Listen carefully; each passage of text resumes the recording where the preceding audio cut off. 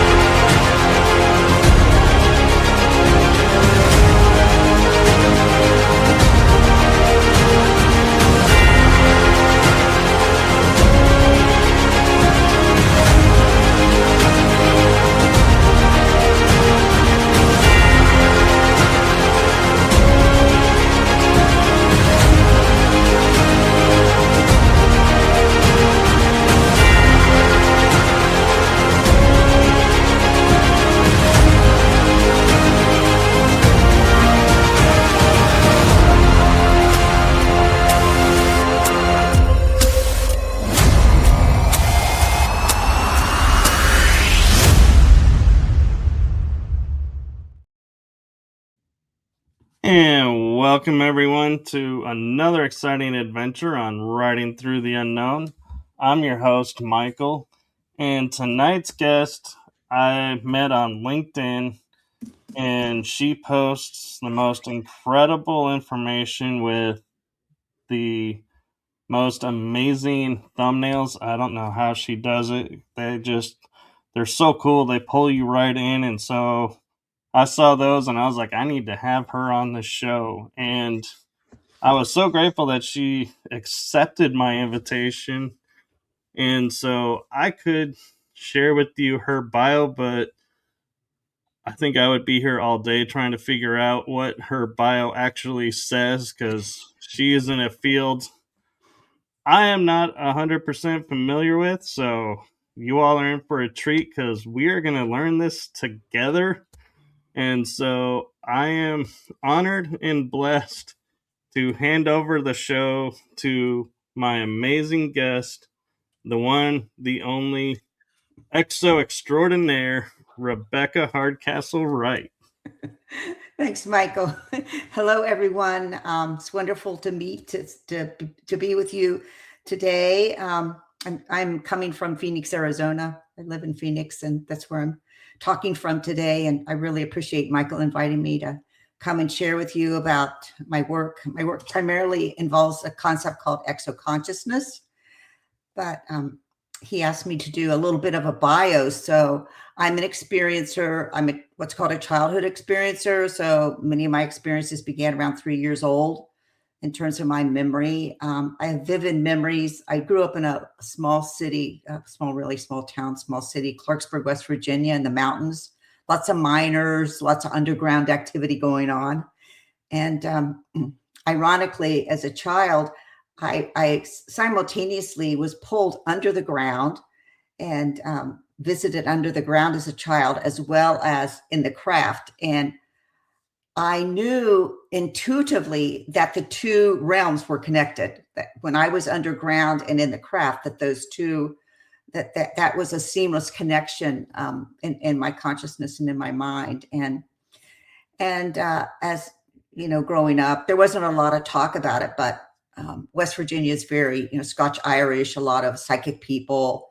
So some people in my family were very psychic. So that kind of came naturally. Miners are often psychic, things under the ground and, exploring what's going on there and that sort of thing. So really it was in the mid 90s as a young adult when I moved to Phoenix, Arizona. And well, the stop in between there was kind of interesting. I'll just go into that really quickly, because I went from West Virginia to Dayton, Ohio. And my father was a minister in a German-speaking church. So only as an adult did I realize that I knew there were a lot of engineers in the church and a lot of scientists. So only as I became an adult and I started looking into paperclip, did I understand that I probably knew some paperclip people or families of paperclip people or at Wright-Patterson Air Force Base. And then I worked for 15 years as an interfaith chaplain, actually at Wright State University, right next door to Wright-Patterson. I knew some of the people at Wright-Patterson, actually some of the high up people on Wright-Patterson, just by, I don't know how that happens. You just get plopped places, I guess.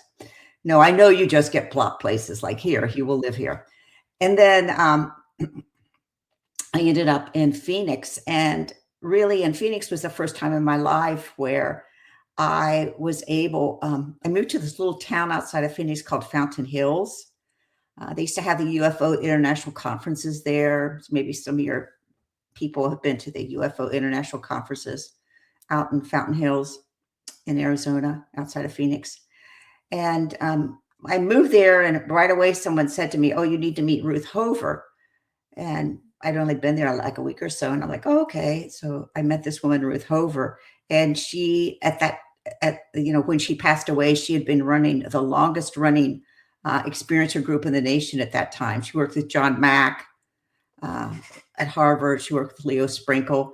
And once again, I just kind of got, well, that's where you will be. And so I got to talk about my experience then in the mid 90s.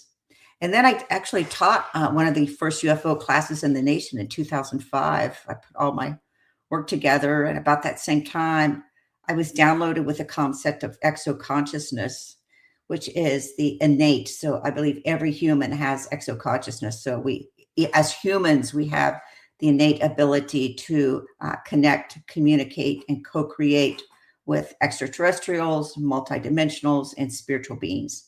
So we all have this psychic gear inside of us that we can utilize if we choose to or not. And so I began to write and speak about that. And then around, it must have been like 2008, 2009, Dr. Edgar Mitchell, the astronaut, called me and asked me if I would come to work with him on his 0-point energy work. And my husband just happened to have grown up in Washington, D.C., so he was amenable to moving to Washington, D.C. to help Edgar to be the Washington, D.C. representative for what he called Quantrek, which was we worked on 0-point energy, human consciousness, and the extraterrestrial presence. So sort of the binding together that trinity, and worked with politicians and scientists and people and really all over the world in that with that concept. So after he passed away, I moved back to Phoenix and I established the Institute for Exoconsciousness, which I'm working in today, as Michael noted. Some of the things we do at the Institute is we put together a planetary constitution for, as we call, visionary governance. Vision meaning psychic governance. We have a plasma study course that we put together. And I also do a lot of one-on-one and group coaching for people that have had anomalous experiences and want to help sort of integrate that and make sense out of what actually happened to them so they can integrate that into their life. So that's where I am today. That's amazing. And I'm wondering, with all that you had going on when you were like 3, if that was all designed to create, your mindset for being tapped by Edgar Mitchell to be doing the Institute for Exoconsciousness. And what was it like, growing up, having those experiences at 3? Did you have a lot of people you could talk to about it, or were you like... No, I was on my own. No, there was no talking about it. I knew I had a grandmother that was very psychic, and I know that my dad's family, like up in the hills of West Virginia, were like herbalists and healers of the community. So I knew I came from that lineage. But yeah, absolutely, all the threads that came together. So Wright-Patterson Air Force Base was one of the primary places where the German scientists Nazi Germany were pulled in to put together the space program. So the German scientists came in to run our space program. To a great extent, they ran our pharmaceutical program. They ran they ran our intelligence program, certainly. So to be there in Dayton and be part of that German community of German scientists. Did I consciously know what was going on? No, but I kind of sensed something was going on. So Wright-Patterson was where they did a lot of research and development, and there's talk of Roswell craft being brought back to Hangar 18 at Wright-Patterson, and a lot of Black projects being launched out of. So there's two big research labs. So there's a Naval Research Lab that's in Washington, D.C., and then there's the Wright-Patterson Research and Development Lab for the Air Force. So these development labs were, filled with scientists that were doing cutting edge work, much of it which we will probably never know, because anything that falls under national security, it's very difficult to get any kind of access to it. So it was really up to me to start to put the pieces together about who I was and what happened. And then also when I worked with Edgar, it was not only about 0 point energy, advanced science, much of it German science, because what Hitler did was he released all the scientists. So they didn't really have to sort of go along with the Nazi political movement. They could do whatever they wanted to do. He more valued them as scientists and creators. So we got our group of scientists from Germany. We brought them over, and we kind of got the creme de la creme of the scientists. And then Russia got a lot of the sort of bureaucratic scientists, I guess I would say, the people that really knew how to manage the programs. And then, of course, many of them went down to South America, different places. I've heard maybe even up into Canada, British Columbia, that sort of thing. Who knows? But the minute I started reading about Project Paperclip, I'm like, well, that was interesting. My father's passed away, though, so I never really. But I always knew there were people in his church who were inventing things all the time.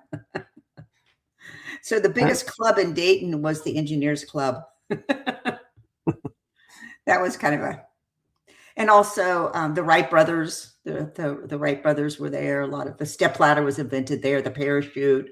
I mean, I think a lot of things were invented there that we'll probably never know about because they're kind of on the down low. Right. And I wonder, like 0 point energy. Does the government, in your opinion, kind of like walk in and be like, hey, you're going to share this with us, and if you don't, we're going to slap a nice little label of national security on it so you can't disclose it either? And they kind of use it to kind of manipulate and keep suppressed a lot of information. Oh, absolutely. And a lot of it's done just legally through kind of going in and inviting someone who they realize is intelligent and has a lot of knowledge, and they'll bring them into these different groups. And then as they're there and they'll invent things, then the United States, then the government takes the patent and owns the patent. Either the government owns it or the university owns it. I mean, we all saw that in COVID with all the COVID vaccine patents that went out. It was the same. They do the same thing always. But it's always been my contention that you can classify and hide scientific knowledge only for so long, and the humans have the capacity to obtain it either through downloads or just having a desire to learn. That's really why I founded the plasma course. We're just teaching each other about plasma, and so we all have that ability to learn and to share knowledge, and you can't keep a lid on it forever. I think there is there is a bigger issue at play here, and that's certainly monetization, like Tesla. How do you monetize Tesla energy? It's certainly not the Tesla car, but how do you monetize Tesla Right. energy? How do you meter it? Electricity's metered. How do you meter 0 point energy? And that was one thing that Edgar always really believed in, was that it had the capacity as an energy product to really be something that could energize safely a lot of human life across the globe with an energy. But I think plasma now is part of 0 point energy. That's why we're studying it. And it's interesting because when I think about it, when you first say plasma, first thing I always think about is, well, they separate it from our blood. That's plasma. And so honestly, when you were like saying, yeah, we do plasma science, I'm like, what are you doing with the blood? And what kind of science is, because I know there's a reason we sort the plasma out from the blood, but they never say what they do with the plasma. And so I'm like, is this what she's talking about? And then it was like, as we were talking about it before we got started, I was like, nope, that's not what we're talking about. Good, because I was like, I was getting a little creepy feeling, going, what are we talking about blood for? But it's also interesting because the body is magnetic or electromagnetic, I believe, depending on the gender. And so could that be why there is plasma actually in the blood, is because it's an offshoot of that energy? Well, I think, well, first of all, I don't know if your audience is familiar with anthroposophy. Rudolf Steiner, he always talked a lot about the importance of blood in terms of metaphysics, esoterics. I think we're just beginning. We're just at the very beginning. So just to give a little recap, plasma was always a science. It was called the ethers, AETHERS. So it's the ethers, called the ethers. It was part of nature, was the ethers, and the philosophers and the theologians talked about the ethers. A lot of it was connected to God and transcendence, and this kind of ability to self-assemble that theologians and philosophers saw as a characteristic of life. So today, when we talk about plasma, it's really, so we are we're atomic. We're made up of atoms. We're material atomic beings, and that's how we think of ourselves. But in actuality, 99% of the universe is plasma. So what plasma is, so there's, I think plasma is really the first state of matter. So solid, liquid, gas, plasma.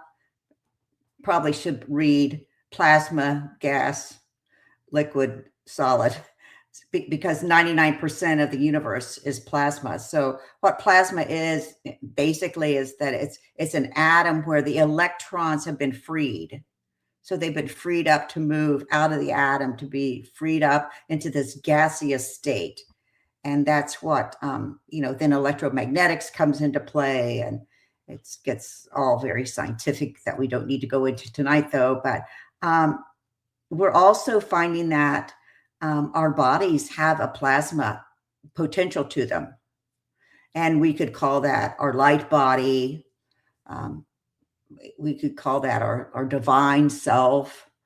But also people, when they're during conception, sometimes people see a light come on during conception. That kind of indicates a plasma light. Also, the whole the light that comes at death, the death light that comes, is also related to plasma. So it's related to conception. It's related to human birth. It's related to our physical body, and it's just I think it's probably the most important science that's there right now. but it's only taught in just a few select handful of universities at this point. So what I think has happened to it was, so for example, Avi Loeb that did Three Eye Atlas, Avi Loeb that did Three Eye Atlas and the asteroid, he came out of a very select kind of curriculum in Israel called the Talpoit program. And that was a program where you were kind of like the gifted program here in America. It's also called we have a similar program in America called the Jason program. And I work with some of the Jason scientists when I work with Edgar. So you're sort of pulled out of the normal university curriculum and you're put into another type of curriculum. So Avi Loeb got a PhD in plasma science, but he never talks about it, which is very interesting. And some of the missing scientists were also, and especially the MIT physicist, he was a plasma scientist. So there's a lot of technology being developed in terms of fusion, Fusion, fusion technology that uses plasma. Also, plasma has a lot to do with orbs. So the orbs that we're seeing now could be a plasma creation. Crop circles also have a plasma element to them. So I think also propulsion, plasma. So when you talk about going to Mars, one of the things that that you read about is there's the plasma rocketry to take us to Mars. But plasma was also something that the Nazi, heard of the Nazi bell? Right. The Nazi bell. So the Nazi bell, right? Anti-gravitic. That was plasma. That was a plasma craft. Yeah, and it's so strange when you think about it to go, we're trying to figure out today, and people think, oh, this is new tech. We're making great strides in new tech. That this was actually, from what I understand, was actually developed in the 40s. The Germans actually did make one, but I don't know if somehow, it was like maybe at the end of the war and they were like never got to use it, or they were using it and we just don't know that they were using it. Yeah, I think it probably was used. I think Joseph Farrell's the best scholar. Joseph P. Farrell is probably the best scholar on, he's got these books called Nazi International and, the Nazi Bell. And he's an excellent German historian in terms of that energy and that technology. Yeah, but I have an interesting question for you, and I don't know if this is in line of what we're talking about or not, but as we're talking about, like, the body has plasma energy in it, and so, like the Matrix movie was saying, we're like a battery. We can power, something with our bodies. Whenever I put a watch on my wrist, whether it's a light battery, regular battery, or kinetic battery, they all fail. I cannot wear a watch on my wrist, and I'm wondering if it's because the plasma's too high. That could be. That could well be, or the electrical charge. So we're all charged beings. We run around and charge things on our credit card, not realizing that we also are charged.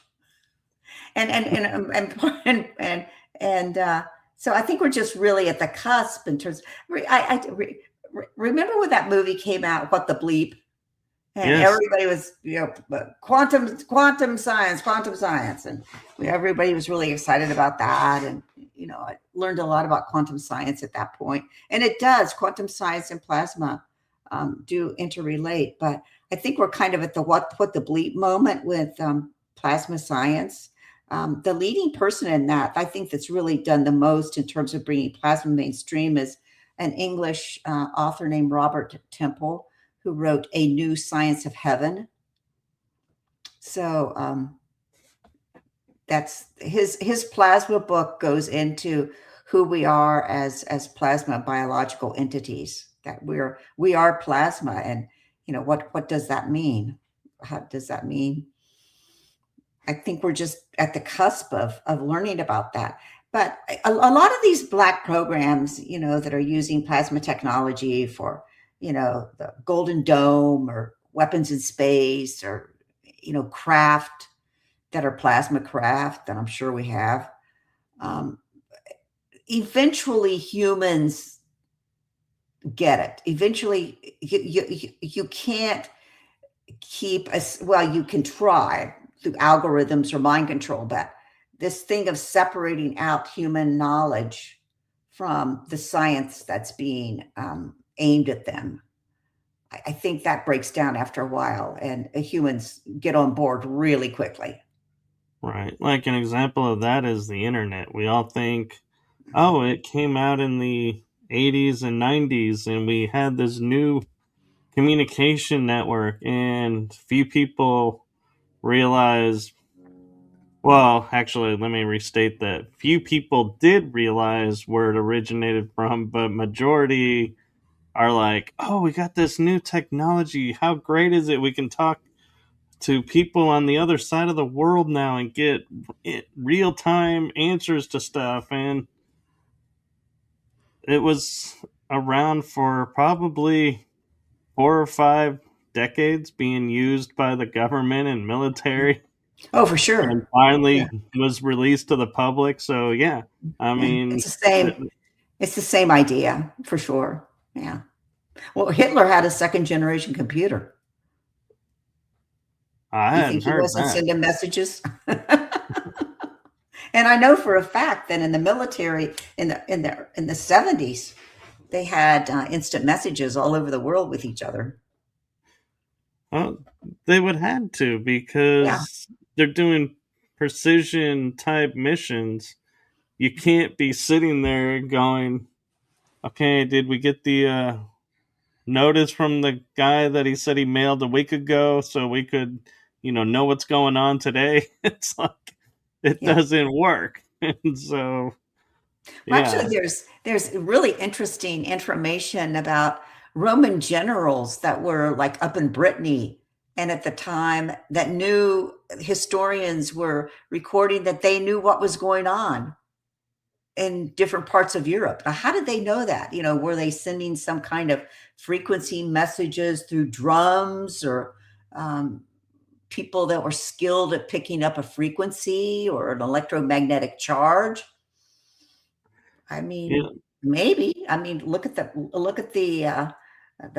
oracles of Delphi and places like that. I mean, Yeah. people were, picking up messages and transmitting messages a lot more than, we'll ever probably be told what's going on. A lot of this is just ancient knowledge that's been just not really Yeah. brought to light.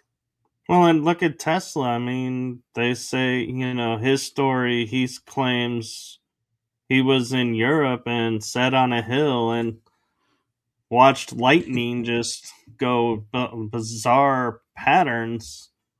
And all of a sudden, he's like, hey, I now know how to do this. And I'm going to go do it. And it's like, was there something charged in the air because of all the lightning there Well, ball that lightning he is kicked in? plasma. Ball lightning's plasma. Right. So he could have And been so, charged. yeah. And so, but it's interesting because lightning was what sparked him into creating AC current, which Mhm, we now use finally, even though he never gets credited to it. mhm. It is his invention. And I mean, and it's funny how the government will go to lengths to erase the inventor of stuff.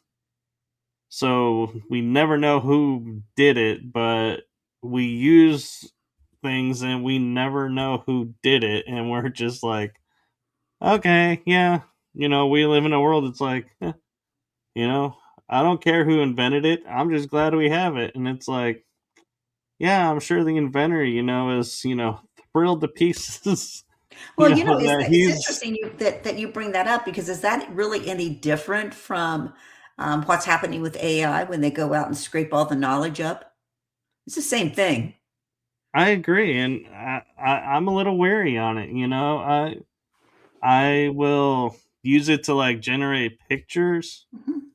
but I don't like to ask it questions. And because every once in a while, a friend gave me a what he called a really good AI program, and I'll just type my name in, and it like shows all these things that I'm accredited to, and I'm like, and it's like it knows stuff that I'm just now working on. It's like, oh, and he's doing. I'm like, how do Scraping, you know this? 24/7 scraping. Yeah, it's But it's like, also 24/7 making mistakes, which nobody ever talks about. oh, I know. I was laughing on an interview when a lady was told me, oh, your intro will be a part of, your bio is a part of the intro, and I'll add it later. And I was like, okay. And when I went back and heard it, I was accredited to creating a show I never created Well, because you Chat have created a lot of GPT. shows, Michael. I'm like, Yeah. I was laughing about that, and I was like, oh my god, I need to correct this. And so my very next interview, I was like, yeah, and I, I I feel like I need to ask people if they're using ChatGPT to preview before making it public because this happened, and I don't want to get in trouble for stating something I didn't state that it's AI is stating, and I'm like, why is AI wanting to get me in trouble anyway? Well, I was at a conference about a year ago, and I was sitting next to a man that he was kind of he was bi-coastal, one of these bi-coastal guys. So he was working for the Fed in Washington D.C., and he was also working in Silicon Valley as I guess, like a private investor or investment banker or whatever. And we were talking, and I just said to him, I said, "Oh, how's AI changed your work?" And he goes, well, I hire less people, but, financially it makes a lot of mistakes. And I said, well, how many mistakes does it make? He goes, oh, we're looking at about 33% mistakes. And I said, oh, that's a lot of mistakes. And I Yeah. said, well, what's going to happen when it scales up? So scales up, it brings in more and more data. It's more and more powerful, more and more data centers, all of that, scaling up the amount of data that it's bringing in. He goes, I said, is it going to get better? And he goes, oh, no, it's going to get worse. It's just going to be more mistakes. He goes, we're really probably tracking about 66% mistakes.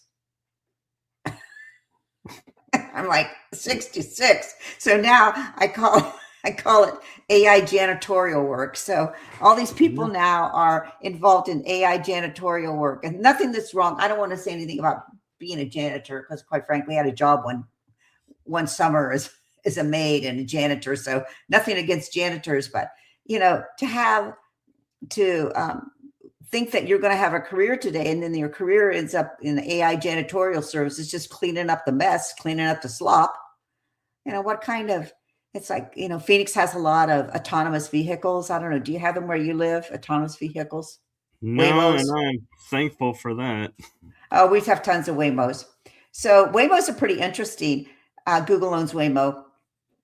So Waymo is also being driven by people in the Philippines that can drive, numerous Waymo cars at once, kind of like driving a drone. One of our kids is a drone pilot, so he can drive, 10 or 15 drones at once. And they do the same thing with autonomous vehicles, claiming all this superiority. And there's also people called annotators now, annotators, and those are people that are trained not to use AI. So they have to use their own knowledge or an encyclopedia or a book or whatever.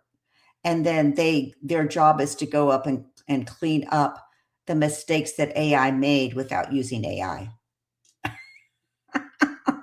That's kind of funny when you think about AI correcting itself. It's like, is it really It going to doesn't correct self-correct. The itself? humans are in and correcting it. Yeah, but Yeah, that's it's what I all a mean. big, it's the biggest op in the world. I don't know. I follow a man on X. His name's Gary Marcus. I like him a lot. He was the guy, I think he invented the code for Uber. So he's really in that world, but he's maintained all along that the large language model it's just not it's not going to work. It's not the model itself, the platform itself isn't something that's going to have any long term.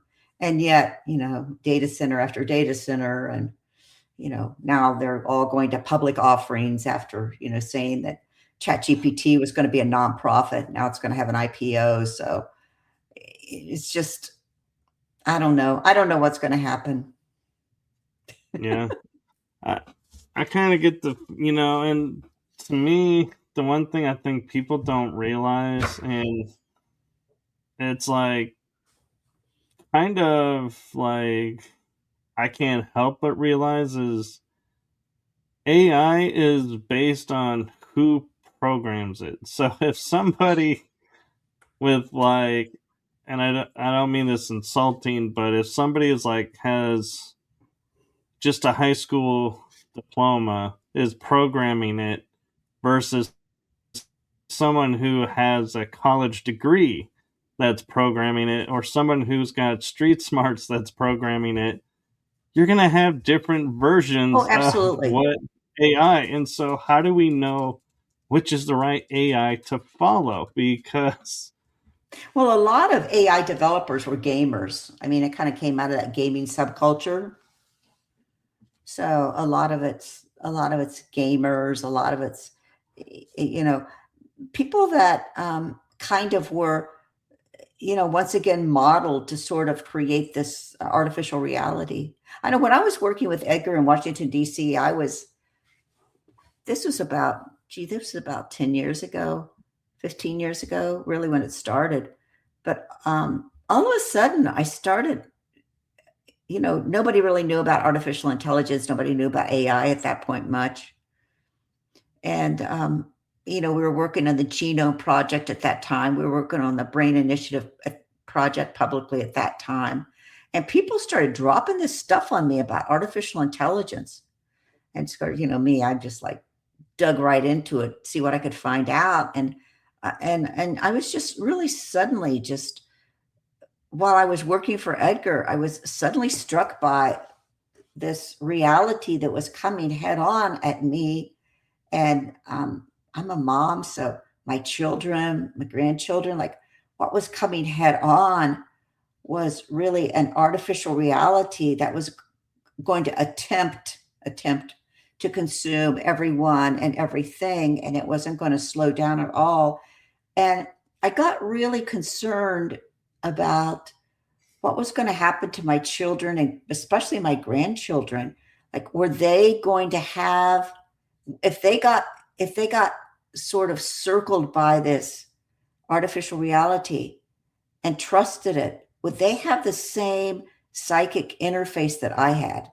Would they have the same access to the field of consciousness that I had? Would they have the same psychic visions and the same psychic knowing that I had? And I began to think possibly not. yeah, Possibly not. And that was very terrifying to me. I would agree that possibly not, because I was always into the new fads, like, as much as I could be.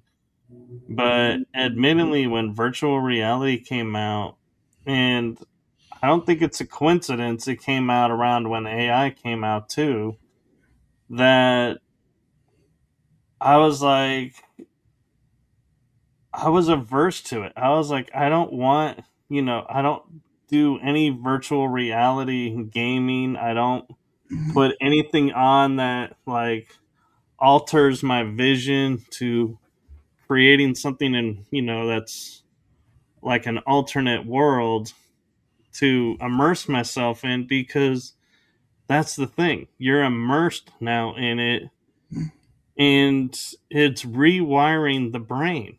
And so Yes. that's why when you unplug, people have a hard time adjusting back to the real world. And I'm not even saying we're living in the real world. We're possibly living in a matrix simulation. And so it's like, how, does this really impact us? And I don't think people really know. And I can't help wondering, did they really do their due diligence before allowing the gaming community to bring No, and this heck out? no. Or No, are and they heck like, no.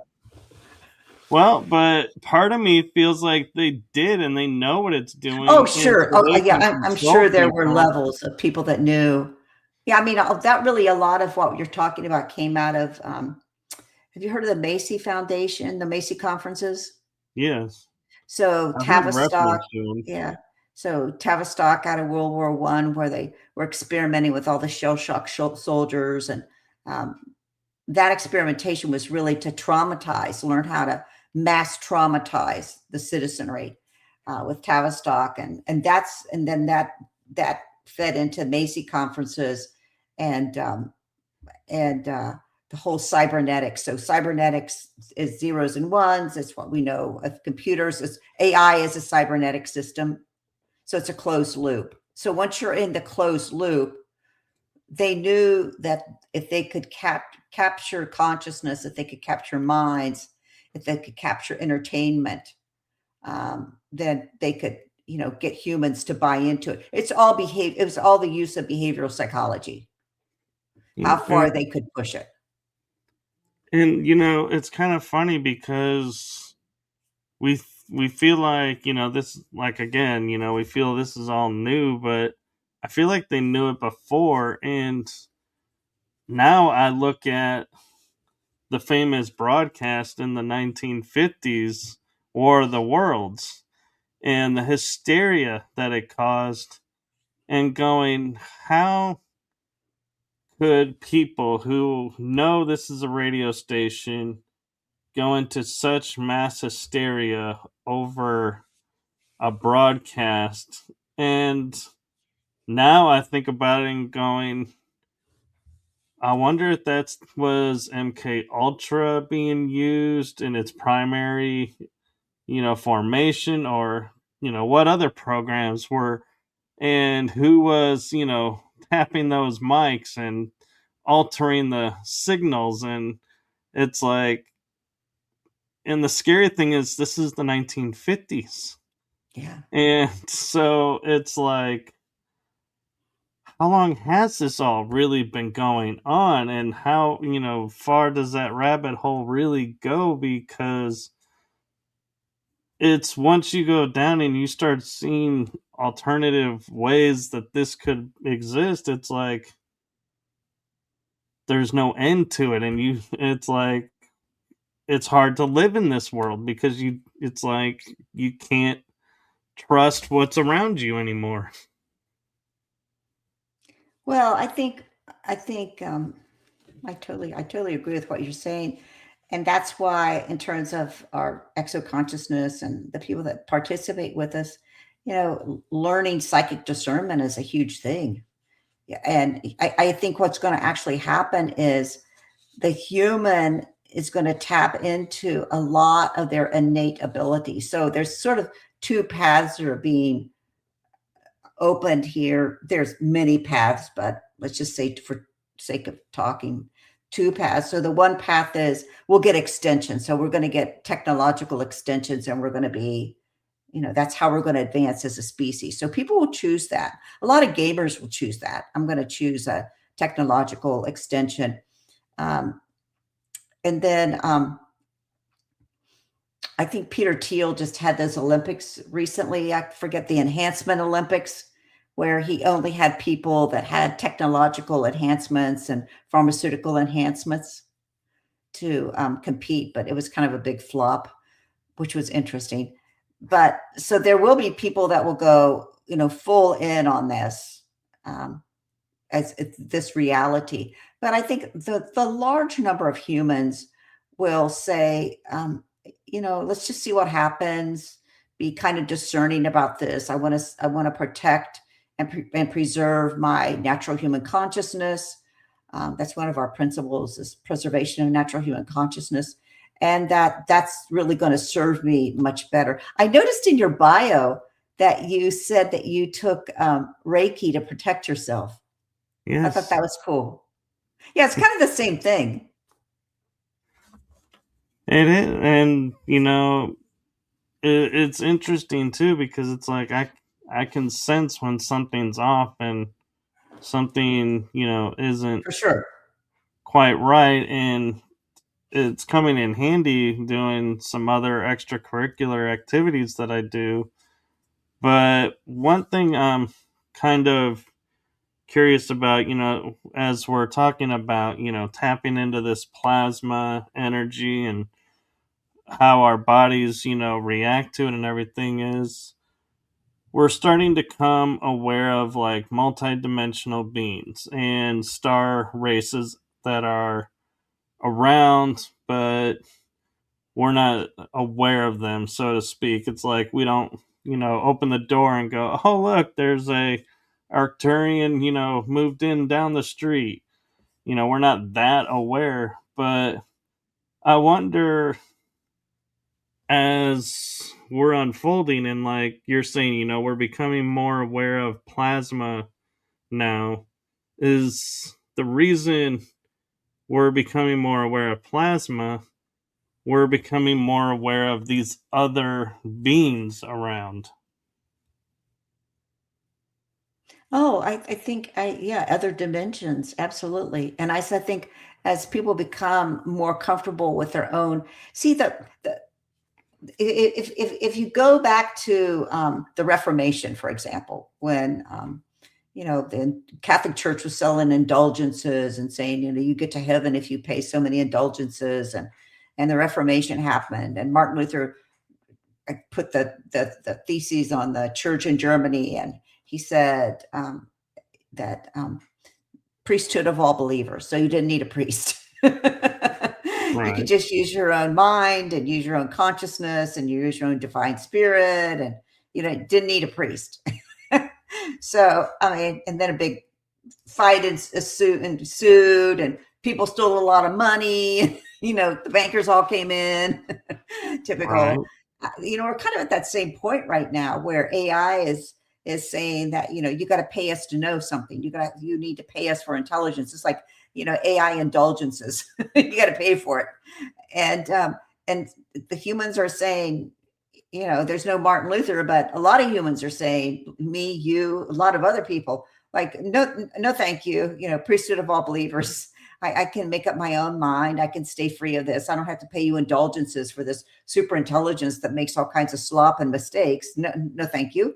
And I think that there'll be a big, financial op that goes with it, of course, tokenization and central bank digital currencies and, stable coins or whatever. A lot of monitoring they'll try to put over. But just like the Reformation, I just really believe that humans are going to like break free of this, because it really never works. They've tried it, and it's another, let's try this now that we have this technology. And I think when cybernetics came in, and the closed loop of cybernetics came in, and the potential of computers came in, they were like, whoa, we got another shot at the indulgences here. Let's just rope them all in. And I think I don't think it's working. I think it was a shiny object for a while, like you said, it's kind of a shiny object for a while, but then humans, and I think humans, if they really want to, as you say, these multidimensional beings coming in, if you really want to be aware, cosmically aware, like an exoconscious human would be cosmically aware, then you probably should be learning plasma, since it's 99% of the universe. Like, that would probably be good science for you to learn about if you want to be an experiencer, you want to be cosmic. Um, so I don't know. I just see these, it's kind of almost like these historical trends that just keep repeating themselves again and again. But I'm happy to be alive right now. I think it's pretty exciting. I know, and I always coined, because we now have the term whistleblower. that Shakespeare was the first actual whistleblower Yeah. because he famously said, may you always live in interesting times. And I'm Yeah. like, yeah, he kind of was What do telling us you? what's coming. Yeah, I think it's cool. That's good. Good for you. Yeah, good point. And I think the whole thing is like, so I have a Substack. My Substack's Rebecca Hardcastle Wright Substack. And one of the things I write about is the mind control that happened to humans during the, so when the Soviet Union fell and Eastern Western Germany were united and the Soviet bloc fell, um, the military became aware that we were moving into not a bipolar world where East West, Russia, United States hate each other and, vile enemies, that we were actually moving to what's called a multipolar world. And they all of a sudden realized that a multipolar world where there's, quote, a lot of threats is a lot more difficult to control than a bipolar world of the United States and Russia, or communism and democracy, or however you want to phrase it. So they came up with this thing called VUCA, VUCA. And what it is, it's a mind control program. And now when I talk about it, you're going to begin to see it through all social media. So it's a way to control minds through different behavioral psychology techniques. So the V stands for volatility. So you never know when there's going to be a terror threat. Everything's volatile. You never know when somebody's going to shoot up a street in your town. It's going to be volatile. And so that puts everybody on high alert, a lot of trauma. So that's the V. The U is uncertainty, where people are like, people that are on social media all the time are like, I just don't know what to think anymore. I just don't know what to think. It's just, everything's just uncertain. That's deliberately put into social media to make you feel uncertain. So you doubt yourself. And then the C is complexity. That's a big kahuna. So they'll make everything be much more complex than it should be. Because, there's just layer upon layer upon layer here. And, it's just really complex. And the A is ambiguity. And ambiguity is kind of like uncertainty, but ambiguity is like, it's kind of like life is kind of this liquid thing where you can't really ever get a hold of it. It's just very ambiguous. Like, no, it's not. We're atomic beings. We live in a natural world of nature. Thank you very much, even though much of it's geoengineered. And so that's what they use in social media. They use it in the news to trap us into feeling that we're human and we can't manage this unless we have AI intelligence. It's just mind control, MK Ultra mind control on a mass scale. Yeah, and we have a comment in the chat room. Light Salt Fears. I'm sorry, your name is like really long, and it's like the letters are kind of blurring together with the coloring. So I'm hoping I got it mostly right, but she's saying you just said that it is only as smart as the programmer. Therefore, you can't go in with the attitude that everyone thinks it knows everything.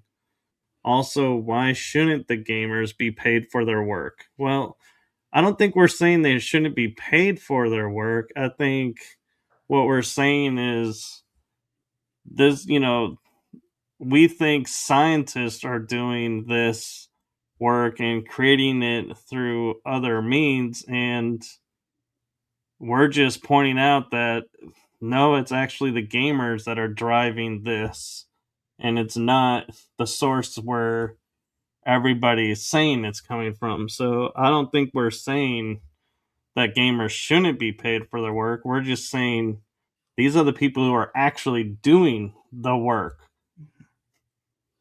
I would say that gamers are being paid quite well, thank you very much, except for the ones that created the AI and now are getting laid off.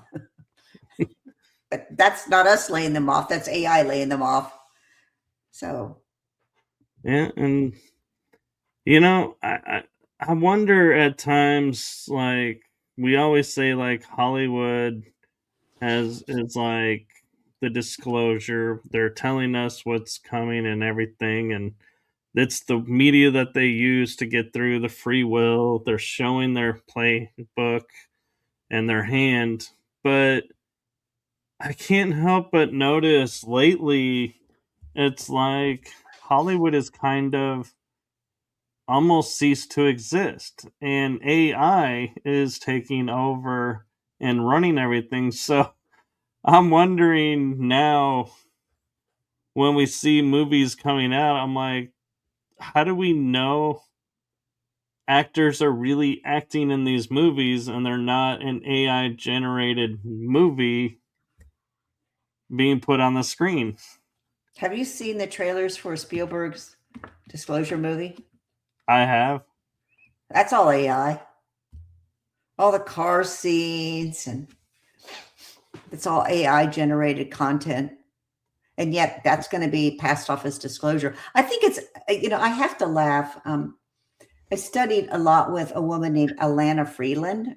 Her name's Alana Freeland, and she has written just a lot of definitive books on geoengineering, geoengineering and transhumanism, and just the geoengineering that's gone on here on Earth, and the weather and the chemtrails and CERN and the ionosphere and HARP, all of those different programs, but especially the chemtrails. Like my one granddaughter was out the other day and she came in and she goes, "Can't even get a suntan. Too many chemtrails." I'm like, whoa, whoa.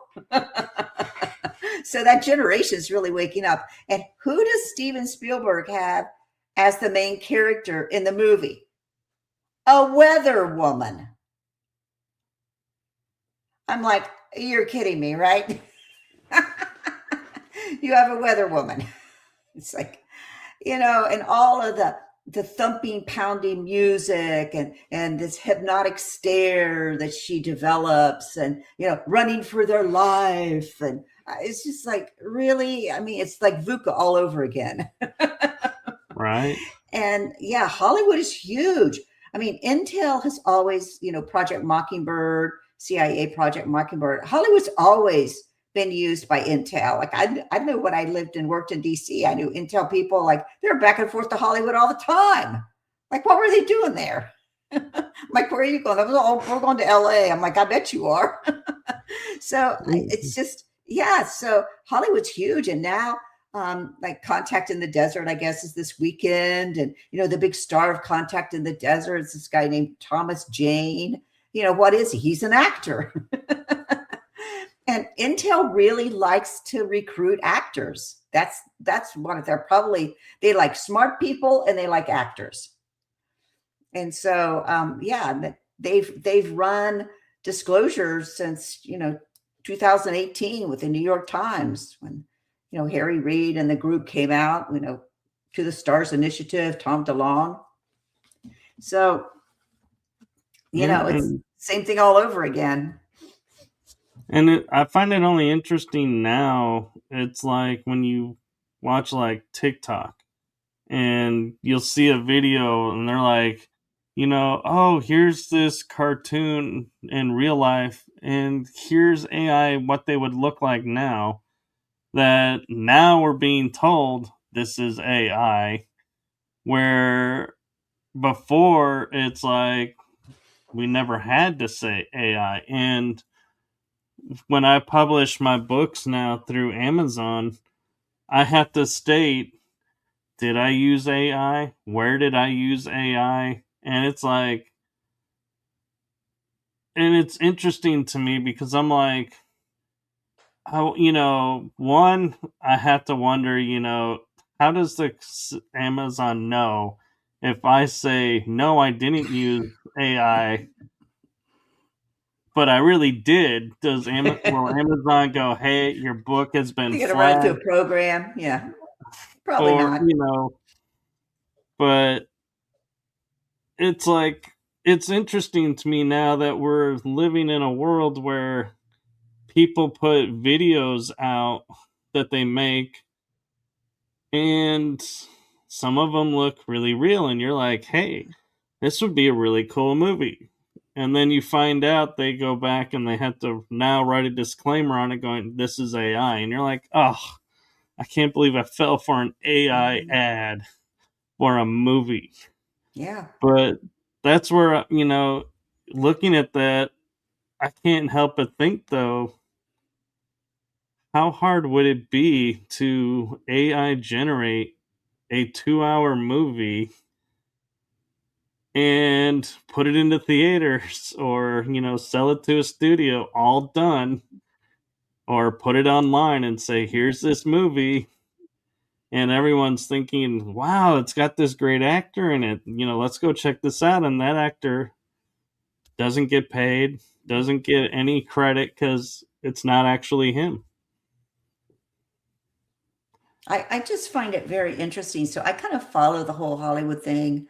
The producer of our YouTube channel, he was in Hollywood for a while and worked on Avatar and a few other movies.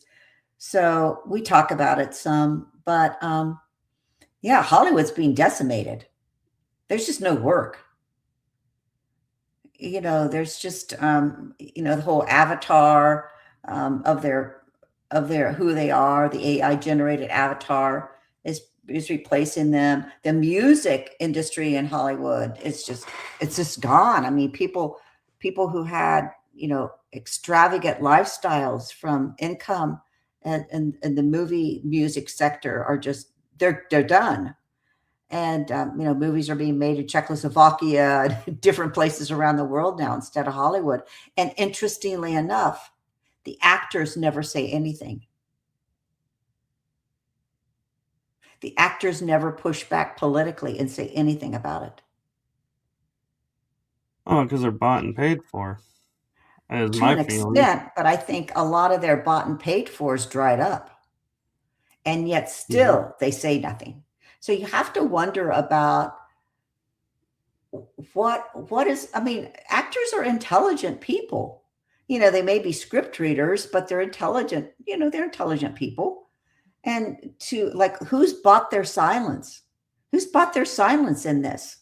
Well, I do know, I think it was Jack Black who came public Yeah, he and did. said, I was offered a movie deal and I turned it down, and they came back and said, you can either do it or we will have a computer generation of you doing it and you won't get paid.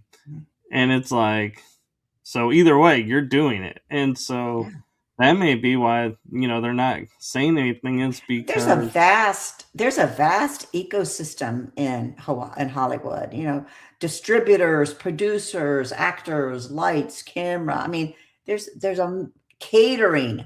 I mean, there's a massive ecosystem there in Hollywood. And for all of those layers to keep quiet is really it's remarkable to me.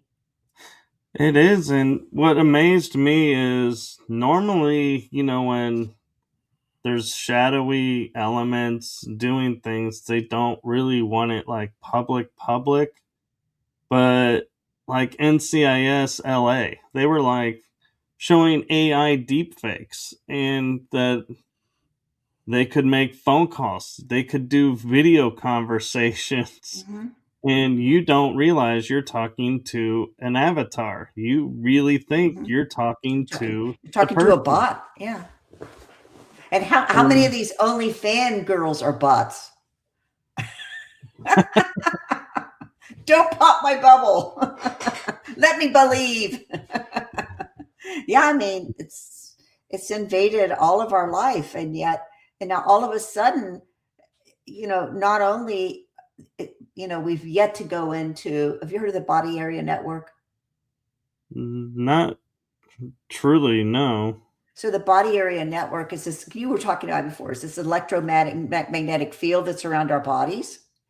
So there's a lot of patterns that can interfere with our mind coming in through this body area network that we have: wireless, electromagnetism, Havana syndrome, that sort of thing. So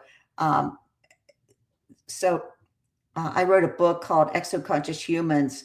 When I left working with Edgar and he passed away, I came back to the United States. I've been thinking a lot about AI, about transhumanism, and I was really quite traumatized by it. So we moved back to Phoenix, and we actually made 2 moves here in Phoenix. And when you move, box, put it in the box, unpack the box, put it in the box, unpack the box. It really grounds you in life, like this is real. And I think those moves really helped me ground myself into reality and ground myself into life. And only then was I able to write a book. And I wrote a book called Exoconscious Humans: Will Free Will Survive in an Increasingly Non-Human World? It's all about so I compare what an exoconscious human would be like to what an artificial reality transhuman is, and I make a comparison, and I guess I just feel like I've been in this field for so long, and to see the strength of it is really quite the strength of transhumanism is quite remarkable. And especially when you factor in things like the body area network. I mean, MK Ultra looks like child's play compared to what's available now and what's doable now. Yeah, because they even have the technology now. The CIA admitted they used it in Cuba. Well, that's Havana. Or Havana, yeah, where they were putting sound to where it's like it was penetrating the mind, and they were going insane because they're hearing these voices, but there's nobody around. And it's like, yeah, and you look at it, and it's like, in my mind, I'm looking at this and going, I'm getting the feeling that they're kind of just like doing this for sport, having fun. Oh, Because they're totally. like, oh, we can, we're going to mess with these agents over here. Yeah, experimentation. Yeah, They were and experimented on.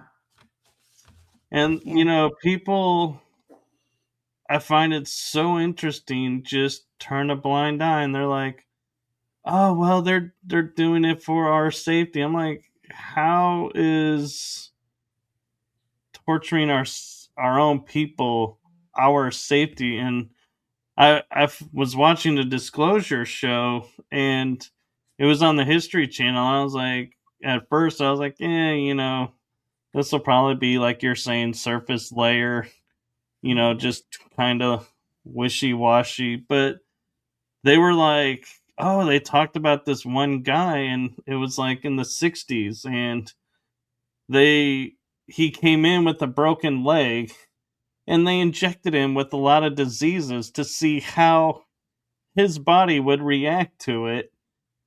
And then he broke free of there because they wouldn't fix his broken leg, because they knew once you fix a broken leg, he's walking out of here. So he actually walked out with the broken leg and like went to live his life, further on. But now they were finding like there's uranium in his system or plutonium. I don't remember which one it was, but they were like, well, I never gave permission for them to experiment on me. And they go, we didn't need it.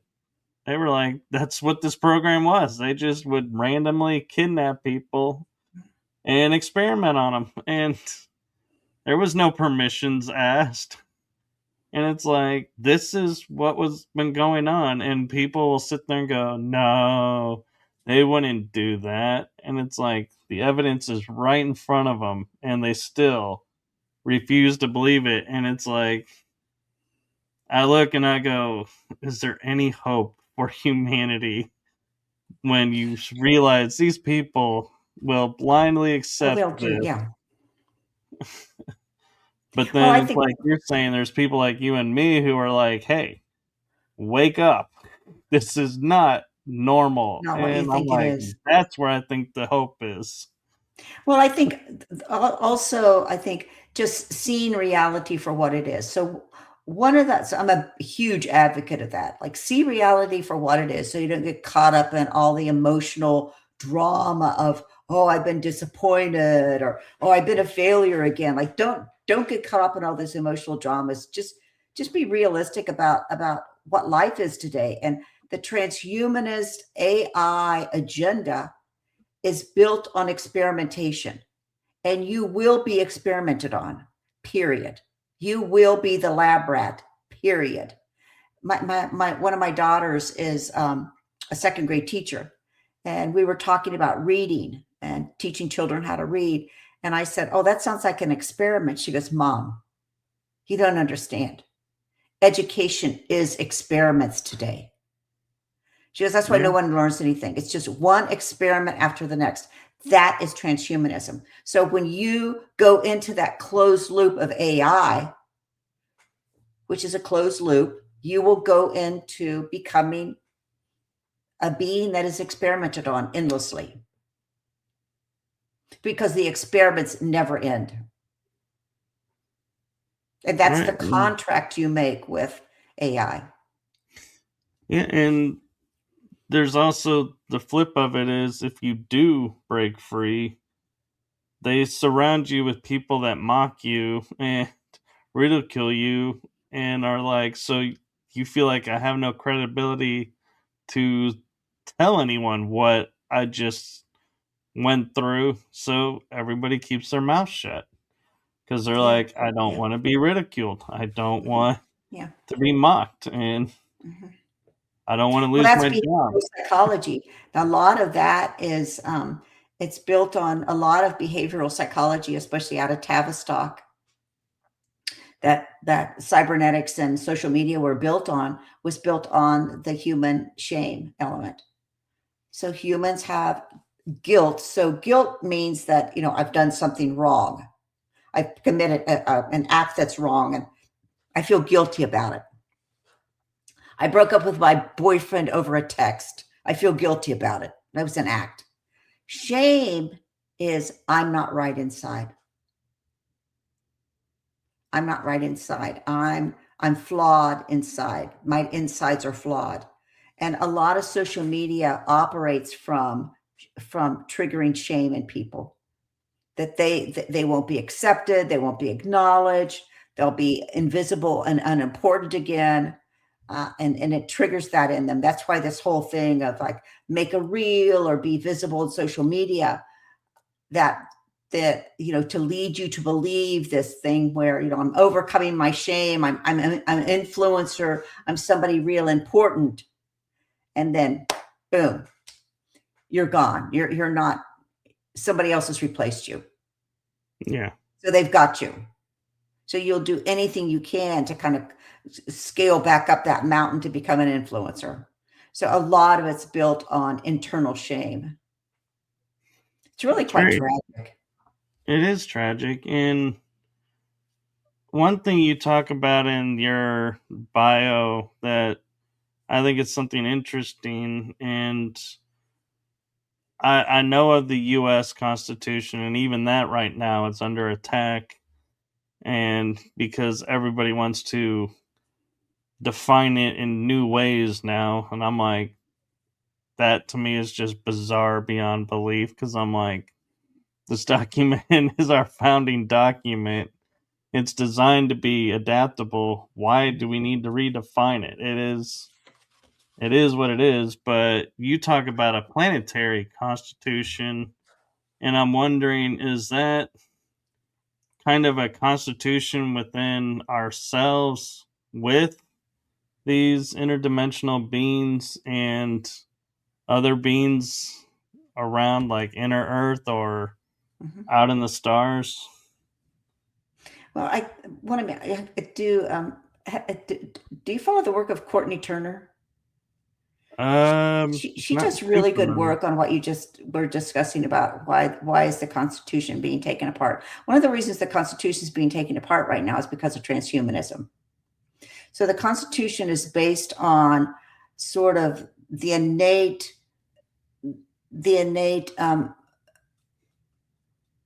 goodness and being of a human.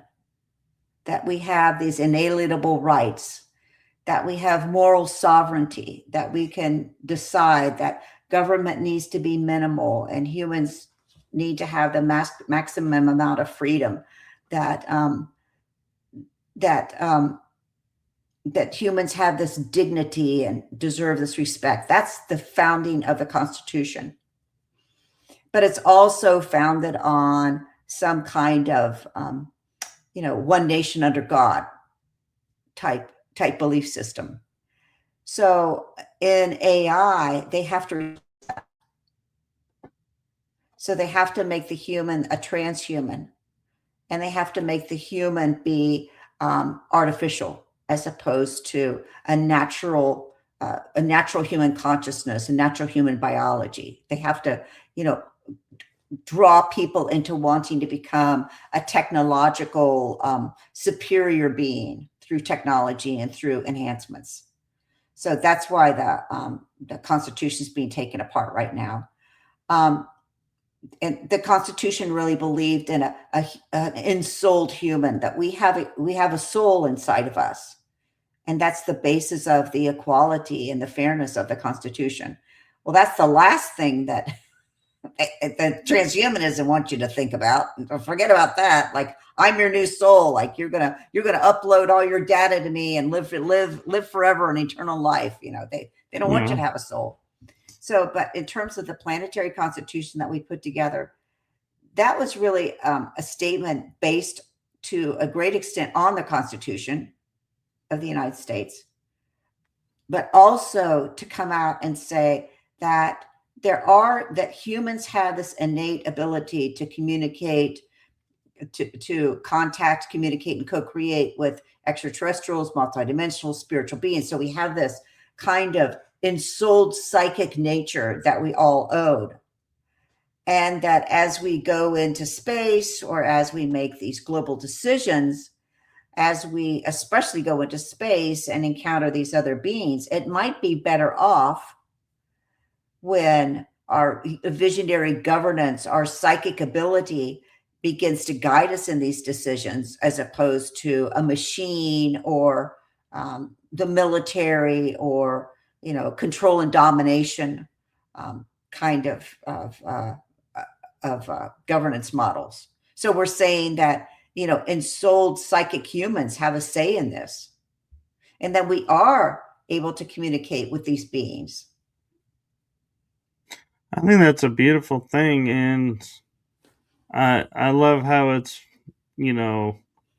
I almost would wonder if you have plans of, since we've done it now, planetary, and we're, looking at growing and becoming, galactic. Is there, do you have plans of possibly in the future going, hey, here's our galactic constitution or intergalactic constitution? Yeah. Well, we use the word planetary, which is kind of, seems to, indicate. But I also believe that when we talk about experiencers, so I'm sure you have a lot of people on your show that are experiencers. One of the things that we really spend time discussing is, what's our responsibility? So we're natural human consciousness, but we also have a conscience. So we have that little thing on our shoulders that goes, nah, don't do that. Do this. We have this moral sovereign kind of a software inside of us that we know right from wrong. And as we become psychic, that becomes even more important to learn how to use, and to hold yourself to a standard of using that, and not lying and deceiving people, and not leading them into a situation where they're going to become entrapped. So, there's a lot more. Humans are going to, we talk about, it's going to be a golden age. We're going to go to a golden age. Well, we might go to a golden age. I'm not saying we're not, but we're also going to go into an age where we're going to call ourselves to a lot more accountability as humans, and on levels that we've probably never thought about calling ourselves to accountability with. And I kind of look at history and I'm not saying like the 1930s, 40s, 50s were like the age of where we were at our best, but we were in those years, everybody got along, and I know some people are going to say the civil rights movement wasn't people getting along. But that was in certain areas. In other areas, they did get along, and everybody had a golden rule of what happens in my neighbor's house stays in my neighbor's house. What happens in my house stays in my house. Now we live in a world of, well, let me tell you what my neighbors are doing, even though you don't know what they're doing. You can only say what you're seeing and interpreting, and you're making it public, so now everybody's starting to think, "Oh my god, you're right, because I can see how you're getting that," and it's like, "No." And so, where I'm going with this is like in our education system, there was a class called civics, I remember. and that was replaced by social studies, which was then replaced and broken into parts. But I feel like I'm wondering, you know, was that kind of deliberately removed so they could create this downfall of the education system? Because if we knew Probably a political civics, agenda. Yeah.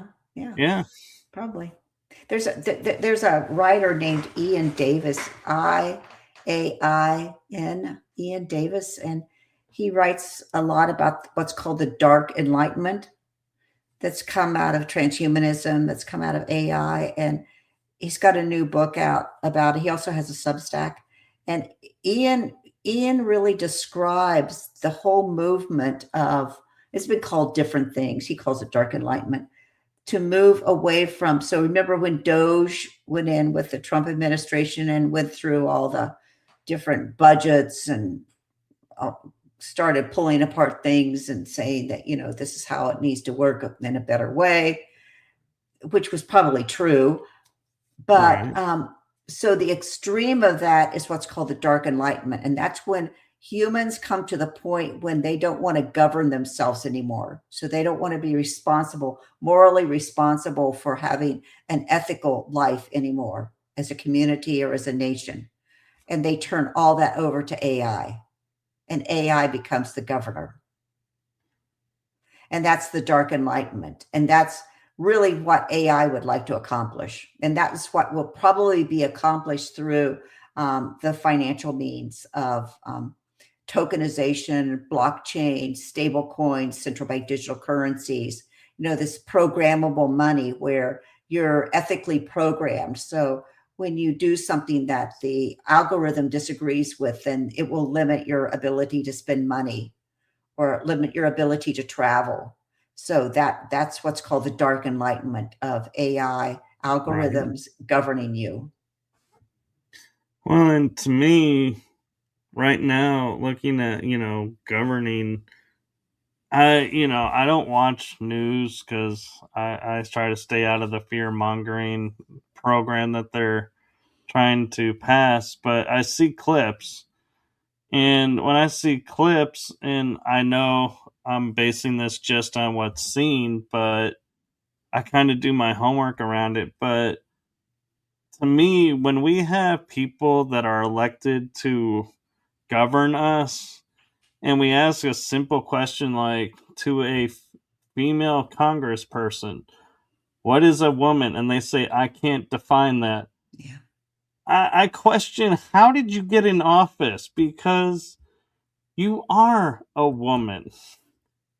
And I look at that and then I'm like, and these people get reelected. I'm like, what is wrong with these cities and these states that are electing these people that can't have a backbone and say, well, yeah, this is what a woman is. Well, That's if a you're trying to basic push, human.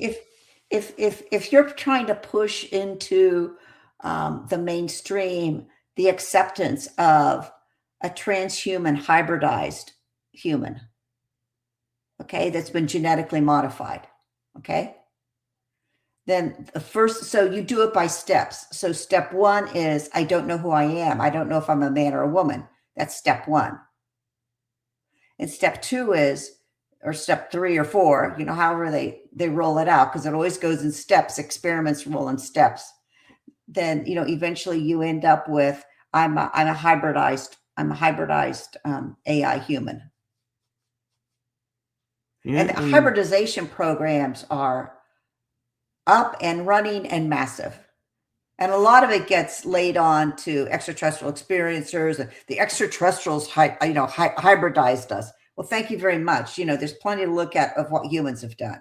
Let's look at that first. Yeah. Right. AI, ETs are always the cover story. They're always the cover story for whatever humans are, the shenanigans they're up to. Oh, that was ET did that. ET did that craft. We didn't. ET did that hybridization. We didn't. Well, yeah, you did.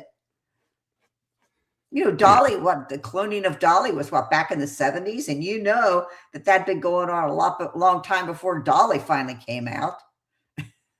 Well, that, and I like to point out, once they announced Dolly, you never heard about it ever again. It was and I always say to people, and you think they stopped at the sheep? You really think they didn't start with the sheep and they didn't stop at the sheep?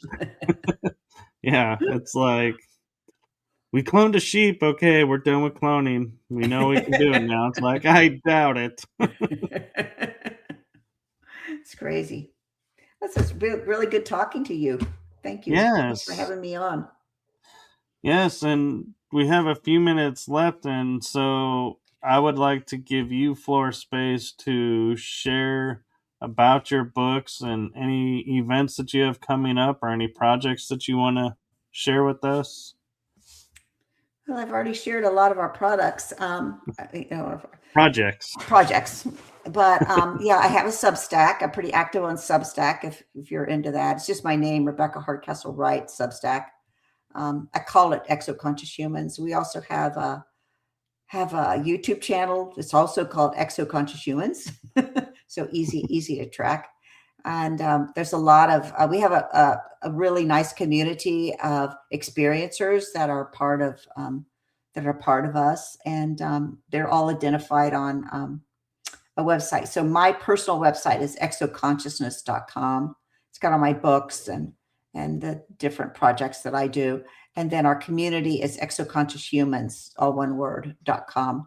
And when you go to Google, sometimes when you write out exoconsciousness, they'll go echo, like ecology, echo consciousness. Yeah. So just remember there's an X in there. And so that highlights our community. That also has a library of some of the books that people are publishing on it. We call it Exo Library. And then we also have the community of people that participate in our programs, and anyone's more than welcome to join. And then we also have a plasma collective of people that are part of the plasma class that are on there. So it's exciting times. It is. And I just,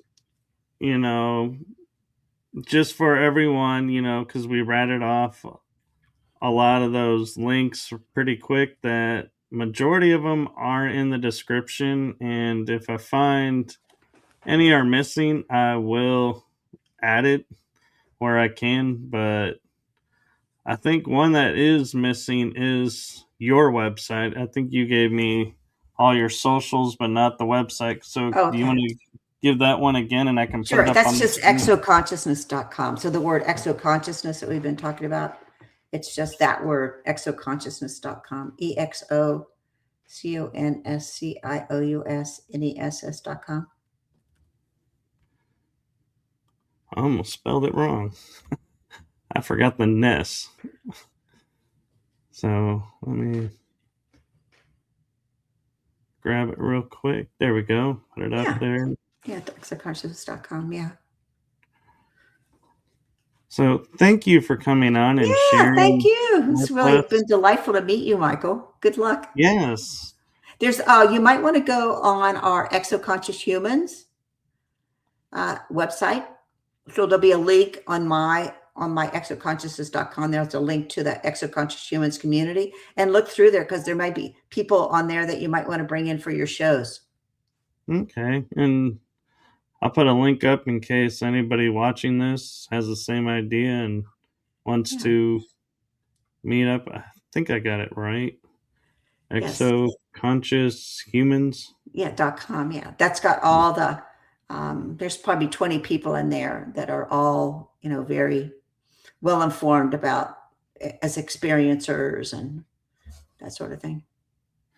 Yeah, and actually, what was kind of funny is when we were, talking before about putting exo in front of a lot of things. Yeah.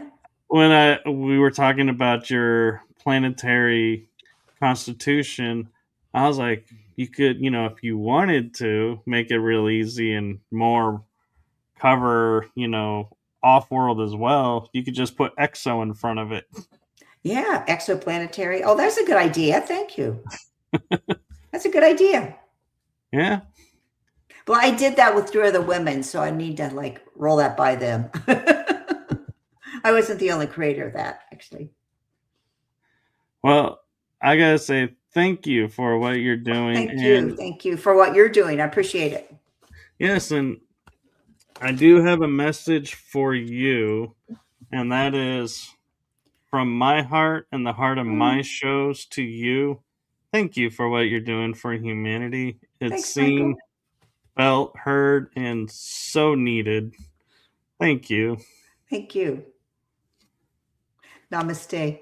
Namaste. Thanks, Michael. And so, everyone, be sure to follow her, and you can find most of her social links and the ones that I didn't have, I put on screen.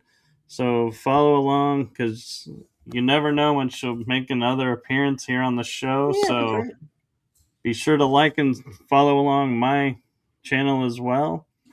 And with that, I am going to say goodnight to everyone. Thank you again, and blessings to everyone. And for my audience, just a friendly reminder, tomorrow I do have 2 special episodes. Normally I don't do shows past Wednesday, but I got 2 tomorrow, so make sure you tune in. One's at 2 o'clock, and the other one's at 8 o'clock, and I'm in Central Time, so remember that. And with that, I'm going to say good night to everyone. Have a wonderful night, and blessings to you all. Good night. Thanks, Michael. Thank you. Take care. You too.